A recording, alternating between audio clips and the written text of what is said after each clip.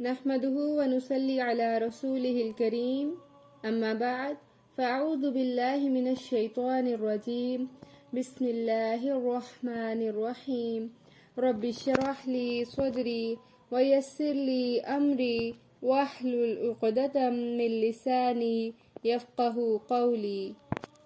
آیت نمبر 30 سے 39۔ وَإِذْ قَالَ رَبُّكَ لِلْمَلَائِكَةِ إِنِّي جَاعِلٌ فِي الْأَرْضِ خَلِيفَةً، اور جب فرمایا آپ کے رب نے فرشتوں سے بے شک میں بنانے والا ہوں زمین پر ایک خلیفہ۔ قَالُوا أَتَجْعَلُ فِيهَا مَن يُفْسِدُ فِيهَا وَيَسْفِكُ الدِّمَاءَ، انہوں نے کہا کیا تو بنائے گا اس میں اس کو جو فساد کرے اور جو بہائے گا خون۔ وَنَحْنُ نُسَبِّحُ بِحَمْدِكَ وَنُقَدِّسُ لَكَ، اور ہم تسبیح کرتے ہیں ساتھ تیری تعریف کے اور ہم پاکیزگی بیان کرتے ہیں تیرے لیے۔ قال انی اعلم ما لا تعلمون، فرمایا بے شک میں جانتا ہوں وہ جو تم نہیں جانتے۔ اب تک کا ریویو اگر دیکھیں تو قرآن کے آغاز میں ہم نے اللہ سے ہدایت مانگی، اہدنا الصراط المستقیم، پھر مومنین کی صفات، پھر منافقین کا ذکر کیا گیا، پھر عبادت کا حکم دیا گیا، یا ایھا الناس اعبدوا ربکم الذی خلقکم، کہ ہم نے جن اور انسانوں کو اپنی عبادت کے لیے پیدا کیا۔ تو گویا انسانوں سے پہلے اللہ نے جنات کو بھیجا۔ سورہ الحجر میں آتا ہے جنوں کو ہم نے انسانوں سے پہلے آگ سے پیدا کیا۔ ایک روایت ہے کہ جنوں کو ہم نے انسانوں سے 2000 سال قبل پیدا کیا۔ اب اللہ نے جنوں کے بعد انسان بنانے کا ارادہ کیا تو فرشتوں کو اندیشہ ہوا۔ قصہ آدم کا ذکر ہے، شروع کرتے ہیں۔ اور جب فرمایا تیرے رب نے فرشتوں سے کہ بے شک میں بنانے والا ہوں زمین میں خلیفہ، تو فرشتوں نے کہا کہ کیا تو اس میں بنائے گا وہ جو فساد کرے اور خون بہائے۔ اب فرشتوں کو اندیشہ ہوا کہ اس سے پہلے جو جنوں کو بنایا گیا تھا انہوں نے بھی زمین میں خون خرابہ کیا تھا، تو لہٰذا پچھلے ایکسپیرینس کی بنا پر فرشتوں نے کہا کہ جنوں کی طرح انسان بھی زمین میں فساد کرے گا۔ بظاہر لگتا ہے کہ فرشتے اعتراض کر رہے تھے، حالانکہ ایسا نہیں، وہ اپنی ایک رائے کا اظہار کر رہے تھے۔ تو معلوم ہوتا ہے کہ اللہ تعالیٰ نے فرشتوں کو اظہار رائے کی آزادی دے رکھی تھی، اسی طرح اللہ نے انسان کو بھی آزادی رائے دے رکھی ہے۔ فرشتوں نے یہ بھی کہا کہ اے اللہ ہم تیری تسبیح کرتے ہیں ساتھ تیری تعریف کے، وَنُقَدِّسُ لَكَ، اور ہم آپ کی پاکیزگی بھی بیان کرتے ہیں۔ تو اپنی ایک اچھی کوالٹی کا بھی ذکر کیا۔ فرشتوں اور انسانوں کی تسبیح میں فرق ہے۔ فرشتوں کی تسبیح اپنی مرضی سے کی جانے والی تسبیح نہیں ہے، بلکہ وہ ہیں ہی اسی مقصد کے لیے کہ اللہ تعالیٰ کی تسبیح اور جو کچھ انہیں کام سونپا گیا ہے اسے بجا لائیں، جبکہ انسان کی تسبیح میں شوق، ارادہ، نیت اور یہ سب کچھ شامل ہے کہ اللہ نے انسان کو چوائس دی ہے کہ وہ اپنی خوشی سے اللہ کی تسبیح بیان کرے۔ تو معلوم ہوا کہ اگر زمین پر فساد کرنے والے ہیں تو اصلاح کرنے والے بھی موجود ہیں۔ نسبح بحمدک ونقدس لک، ہم تسبیح کرتے ہیں ساتھ تیری تعریف کے اور ہم پاکی بیان کرتے ہیں تیری۔ تو تعریف اور پاکی ان میں کیا فرق ہے؟ نسبح بحمدک میں اللہ کی پاکی، تعریف اور حمد و ثنا شامل ہے، جبکہ ونقدس لک میں صرف پاکی بیان کرنا ہے۔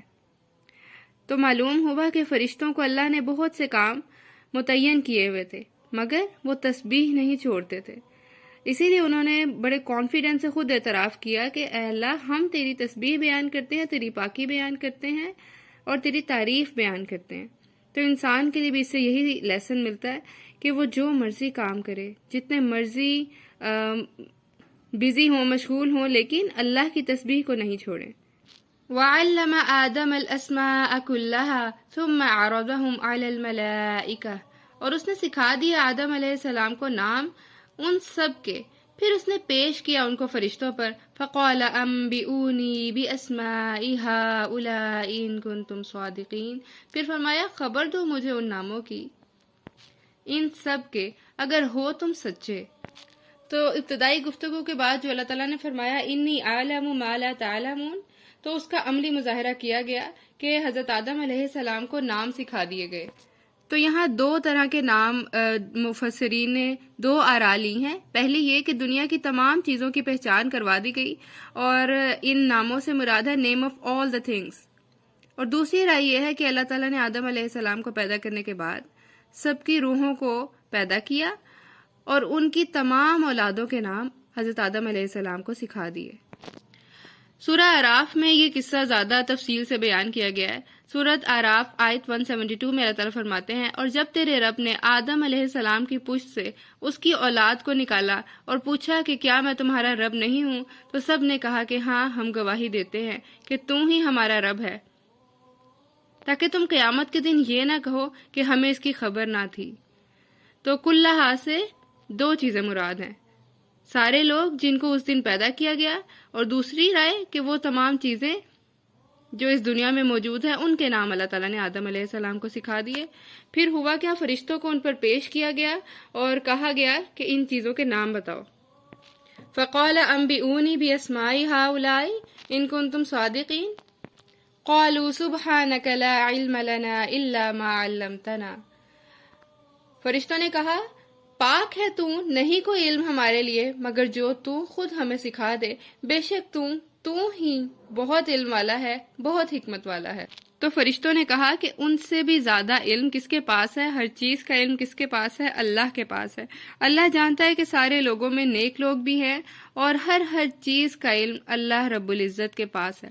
فرشتوں کا علم محدود ہے. یہاں اس شرک کی بھی نفی ہوتی ہے کیونکہ مشرکین مکہ فرشتوں کو نعوذ باللہ اللہ کی بیٹیاں کہتے تھے. پھر اللہ تعالیٰ حضرت آدم علیہ السلام سے مخاطب ہوئے. قال یا آدم انبئہم باسمائہم، فرمایا اے آدم خبر دو انہیں ان کے ناموں کی. پھر جب اس نے خبر دی انہیں ان کے ناموں کی، فرمایا کیا نہیں میں نے کہا تھا تم سے کہ بے شک میں جانتا ہوں غیب آسمانوں کا اور زمین، اور جو کچھ تم ظاہر کرتے ہو اور جو کچھ ہو تم چھپاتے. تو لہٰذا وہ اللہ ہے جو ہر راز اور ہر غیب کو جانتا ہے. فرشتے جب اعتراض کرتے ہیں، اپنی رائے کا اظہار کرتے ہیں، تو اللہ تعالیٰ علم کی بنیاد پر حضرت آدم علیہ السلام کو فضیلت دیتے ہیں. وَإِذْ قُلْنَا لِلْمَلَائِكَةِ اسْجُدُوا لِآدَمَ فَسَجَدُوا إِلَّا إِبْلِيسَ، اور جب کہا ہم نے فرشتوں سے سجدہ کرو آدم علیہ السلام کو، تو انہوں نے سجدہ کیا سوائے ابلیس کے. ابا واستکبر وکان من الکافرین، اس نے انکار کیا اور تکبر کیا اور وہ ہو گیا کافروں میں سے. اب یہاں قصہ ابلیس ہے. ابا کا معنی ہوتا ہے پسند نہ کرنا، قبول نہ کرنا، نہ ماننا. ابا واستکبر تو ابلیس نے قبول نہ کیا، پسند نہ کیا، مانا نہ، تکبر کر لیا. تکبر کا مطلب ہے اپنے آپ کو بڑا سمجھتے ہوئے دوسرے کو حقیر جاننا. تو پھر اللہ تعالیٰ نے فرشتوں سے کہا کہ آدم علیہ السلام کو سجدہ کرو. تو پہلی فضیلت جو دی گئی وہ علم کی بنا پر دی گئی. پہلی نعمت علم دیا گیا، کیونکہ مال ختم ہو سکتا ہے لیکن علم ختم نہیں ہو سکتا. مال سے علم نہیں آتا، علم سے مال آتا ہے. اور پھر یہ بھی ہے کہ علم آپ کی حفاظت کرتا ہے اور مال کی حفاظت انسان کو خود کرنی پڑتی ہے. تو انسان کے بعد دوسری فضیلت والی مخلوق فرشتے ہیں، اور دوسری فضیلت والی مخلوق کو کہا گیا کہ آدم علیہ السلام کو سجدہ کرو. سورہ کہف آیت 50 میں آتا ہے کہ وہ جنوں میں سے تھا تو اس نے اپنے رب کے حکم سے انکار کر دیا اور تکبر کیا. سورہ الاعراف میں آتا ہے، کس چیز نے روکا تجھے سجدہ کرنے سے جبکہ میں نے تجھے حکم دیا تھا. تو جو دوسری فضیلت دی گئی وہ سجدے کا حکم تھا، یعنی انسان کو فرشتوں پر برتری دی گئی. پہلی فضیلت، پہلی نعمت علم، اور دوسری نعمت انسان کو برتری دینا تھا. اب یہاں جو برتری دی گئی نا، اس سے پہلے یہ ہوا تھا کہ ابلیس جنوں میں سے تھا، اسے جنوں میں فوقیت دی گئی، جنوں کا سردار تھا، اور اس جن کو پھر فرشتوں کے ساتھ مرتبہ دیا گیا، فرشتوں کے ساتھ وہ رہنے لگا.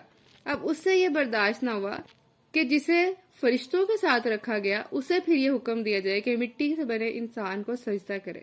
لہٰذا ابا واستکبر، اس نے انکار کر دیا اور اس نے تکبر کیا. وکان من الکافرین، اور ہو گیا وہ کافروں میں سے. تو اگر ابلیس آدم علیہ السلام کو سجدہ نہ کر کے کافروں میں شامل ہو گیا تو انسان اللہ کو سجدہ نہ کر کے مسلمان کیسے رہ سکتا ہے؟ وَلَقَدْ كَرَّمْنَا بَنِي آدم، ہم نے بنی آدم کو عزت دی. اب اسی عزت کا ذکر ہے. وَقُلْنَا يَا آدَمُ اسْكُنْ أَنْتَ وَزَوْجُكَ الْجَنَّةَ وَكُلَا مِنْهَا رَغَدًا حَيْثُ شِئْتُمَا وَلَا تَقْرَبَا هَذِهِ الشَّجَرَةَ فَتَكُونَا مِنَ الظَّالِمِينَ۔ ہم نے کہا اے آدم علیہ السلام، رہو تم اور تمہاری بیوی جنت، اور تم دونوں کھاؤ اس سے فراغت سے، حیث شئتما، جہاں سے تم دونوں چاہو، وَلَا تَقْرَبَا هَذِهِ الشَّجَرَةَ فَتَكُونَ مِنَ الظَّالِمِينَ، اور نہ تم دونوں قریب جانا اس درخت کے، ورنہ تم دونوں ہو جاؤ گے ظالموں میں سے۔ تو جو تیسری نعمت دی گئی وہ جنت کی نعمت تھی۔ تم اور تمہاری بیوی جنت میں ٹھہر جاؤ۔ اسکن سے مراد ہے ٹھہرنا، ساکن ہونا، ہمیشہ کے لیے رہنا نہیں، ٹھہرایا گیا تھا کچھ عرصہ کے لیے، کیونکہ ہر نعمت امتحان ہوتی ہے۔ سورہ الانبیاء میں آتا ہے بے شک شر اور خیر دونوں فتنہ ہیں۔ اگر ہم دیکھیں تو تمام خطاب آدم علیہ السلام اور حوا علیہ السلام دونوں سے جمع کا صیغہ بیان کیا گیا ہے۔ تقربا، تم دونوں قریب جانا، شئتما، جہاں سے تم دونوں چاہو، وکلا، اور تم دونوں کھاؤ، فتکونا من الظالمین، اور اس درخت کے قریب نہ جانا ورنہ تم دونوں ہو جاؤ گے ظالموں میں سے۔ تو معلوم ہوا کہ اسلام کے احکامات مرد اور عورت دونوں کے لیے ہیں، ہر حکم کی فرما برداری کرنا دونوں پر لازم ہے۔ تو تم دونوں ہو جاؤ گے ظالموں میں سے، ظلم سے مراد ہے اللہ کے حکم کی نافرمانی۔ اگر ہم ظلم کا ڈکشنری میننگ دیکھیں تو کسی چیز کو اس کی جگہ سے ہٹا دینا ظلم ہے، کسی چیز کی حق تلفی کر دینا ظلم ہے۔ مثلاً کسی کے حقوق ہے، اس کو اس کی جگہ سے ہٹا دینا، اس کو اس کے مرتبے سے، اس کے درجے سے ہٹا دینا، کسی بھی رشتے کو، تو وہ اس کی حق تلفی ہے۔ اور فساد کیا ہے؟ فساد بھی اللہ کی نافرمانی، بندوں کی حق تلفی، وسائل کا غلط استعمال، یہ سب ظلم اور فساد میں آتا ہے۔ تو انسان جو کرتا ہے اس پر پلٹ کر ضرور آتا ہے۔ ظلم کرے گا تو اس پر بھی ظلم کیا جائے گا، احسان کرے گا تو اس پر احسان کیا جائے گا۔ تو گویا ظالم دراصل خود پر ظلم کر رہا ہوتا ہے۔ پھر کیا ہوا؟ حضرت آدم علیہ السلام کے جنت سے نکلوایا جانے کا ذکر ہے۔ فَأَزَلَّهُمَا، پھر پسلا دیا ان دونوں کو، الشیطان، شیطان نے، عنہا فَأَخْرَجَهُمَا، اس سے، پھر اس نے نکلوا دیا ان دونوں کو، مما کانا فی، اس میں جس میں وہ دونوں تھے۔ ازلہما کا مطلب ہے پاؤں کا بلا ارادہ پھسلنا، تو شیطان نے ان دونوں کو پھسلا دیا۔ سورہ الاعراف آیت 30 میں آتا ہے کہ اس نے ان کو وسوسہ دے کر بہکایا۔ وَقُلْنَا اهْبِطُوا بَعْضُكُمْ لِبَعْضٍ عَدُوٌّ، اور ہم نے کہا کہ اتر جاؤ، بعض تمہارے بعض کے دشمن ہیں۔ تو یہاں بعض کے دشمن ہیں سے مراد ہے پہلی بات کہ شیطان انسان کا دشمن ہے، اور دوسری بات انسان کا دشمن ہے۔ تو اللہ تعالیٰ نے انسان کو جب زمین پر اتارا تو اس کو دشمن کے ساتھ بھیجا، تبھی تو زمین پر رہنا آزمائش ہے۔ وَلَكُمْ فِي الْأَرْضِ مُسْتَقَرٌّ وَمَتَاعٌ إِلَىٰ حِينٍ، اور تمہارے لیے زمین میں جائے قرار ہے اور فائدہ اٹھانا ہے ایک مدت تک۔ اس کا مطلب ہے ہمیشہ کے لیے زمین پر نہیں آیا انسان۔ مستقر جائے قرار ہے، تھوڑی دیر رہنے کی جگہ ہے، وَمَتَاعٌ إِلَىٰ حِينٍ، اور ایک وقت تک، ایک مدت تک فائدہ اٹھانا ہے۔ تو کامیاب ہونے کے لیے پہلا کام یہ ہے کہ شیطان کی طرف سے آنے والے وسوسوں کا مقابلہ کیا جائے، اپنی سوچ کو درست رکھا جائے، اور اگر سوچ خواہشات نفس کے تابع ہو جائے تو انسان کبھی راہ نہیں پا سکتا۔ تو گویا ہر خرابی کا آغاز وسوسے سے ہوتا ہے۔ شیطان نے آدم علیہ السلام کی سوچ کو بدلا۔ اگر وہ اس وقت اللہ تعالیٰ کے صاف حکم پر بہکا سکتا ہے تو آج وہ انسان کو کیوں نہیں بہکا سکتا؟ تو شیطان انسان کو اصل سے دور کر دیتا ہے۔ فَتَلَقَّى آدَمُ مِن رَّبِّهِ كَلِمَاتٍ فَتَابَ عَلَيْهِ إِنَّهُ هُوَ التَّوَّابُ الرَّحِيمُ، پھر سیکھ لیے آدم علیہ السلام نے اپنے رب سے چند کلمات، پھر وہ مہربان ہوا اس پر، بے شک وہ وہی بہت توبہ قبول کرنے والا، نہایت رحم کرنے والا ہے۔ فتلقہ کا مطلب ہے شوق اور رغبت سے کچھ لینا۔ تو سورہ اعراف میں آتا ہے کہ اللہ تعالیٰ نے حضرت آدم علیہ السلام کو جو دعا سکھائی وہ تھی ربنا ظلمنا انفسنا وان لم تغفر لنا وترحمنا لنکونن من الخاسرین۔ اللہ نے اس دعا کے سبب ان کی توبہ کو قبول کیا، پھر ان کو چن لیا اور نبوت بھی عطا کی۔ نبی صلی اللہ علیہ وآلہ وسلم نے فرمایا غلطی سے توبہ کر لینے والا ایسے ہی ہے جیسے اس نے غلطی کی ہی نہیں۔ حدیث قدسی ہے، اللہ تعالیٰ فرماتے ہیں، اے بنی آدم، تم سب دن رات غلطیاں کرتے ہو اور میں تمہارے سارے گناہ معاف کر سکتا ہوں، معافی چاہو۔ واستغفر، اور میں تمہارے سارے گناہ معاف کر دوں گا۔ تو ضرورت ہے رب سے دعا مانگنے کی، وہ تو تواب الرحیم ہے، بہت زیادہ توبہ قبول کرنے والا، بہت زیادہ رحم کرنے والا ہے۔ آیت 38، قُلْنَا اهْبِطُوا مِنْهَا جَمِيعًا، اور ہم نے کہا کہ اتر جاؤ سب کے سب، فَأَمَّا يَأْتِيَنَّكُم مِّنِّي هُدًى فَلَا خَوْفٌ عَلَيْهِمْ وَلَا هُمْ يَحْزَنُونَ۔ پھر اگر آئے تمہارے پاس میری طرف سے کوئی ہدایت، تو جس نے پیروی کی میری ہدایت کے تو اس کے لیے نہ خوف ہوگا اور نہ وہ غمگین ہوں گے۔ اب یہاں لفظ استعمال کیا قُلْ نَهْبِطُوا، اتر جاؤ، منہا اس جنت سے، جمیعہ سب کے سب۔ تو جمیعہ سے مراد حضرت آدم علیہ السلام اور ان کی اولاد ہے، اور دوسری رائے یہ ہے کہ حضرت آدم علیہ السلام اور شیطان دونوں کو جنت سے زمین پر اتارا گیا۔ اور پھر کہا کہ جو ہدایت کی پیروی کرے اس کے لیے نہ کوئی غم ہوگا اور نہ کوئی خوف۔ اور قیامت کے دن بھی سورہ الانبیاء آیت 102-103 میں آتا ہے کہ انہیں جنت کی آگ کی آہٹ بھی سنائی نہ دے گی، یعنی نہ آخرت میں کوئی خوف اور غم ہوگا نہ اس دنیا میں۔ دنیا میں بھی ایسا ہی ہے کہ جب اللہ کی محبت ہر محبت سے بڑھ جائے تو دل کو اطمینان اور سکون آ جاتا ہے۔ تو اللہ کی محبت بیسیکلی ایک اینٹی ڈپریشن ہے۔ سورۃ طٰہٰ آیت 134 میں آتا ہے، جو میرے ذکر سے منہ موڑے گا میں اس کی اس دنیا کی زندگی کو تنگ کر دوں گا۔ تو معلوم ہوتا ہے کہ ایمان والوں کو ڈپریشن نہیں ہوتا۔